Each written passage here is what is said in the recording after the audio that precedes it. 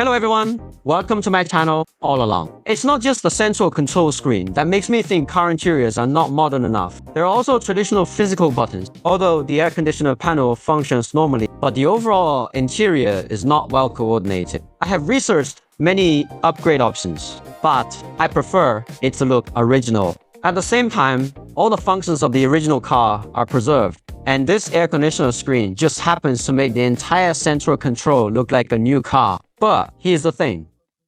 All the original car air conditioners can be retained on this screen. First, we remove the middle trim with a skid plate.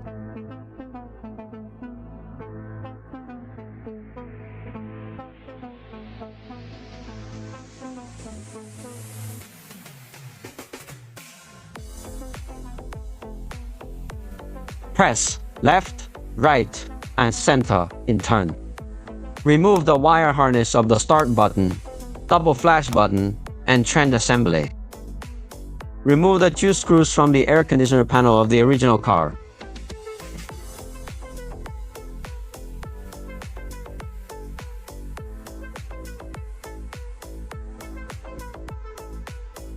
Remove the air conditioner panel of the original car. Then unplug the plug wires on both sides. Take out our LCD air conditioner screen. The entire installation process is dedicated to the special car. Plug it in. No need to break the wire. No need to reroute. All interfaces are directly connected to the original car wiring harness. Then put the LCD air conditioner screen back in place. This completes the installation. Be sure to test all functions before resetting. After making sure everything is working properly, we proceed to the final reset installation.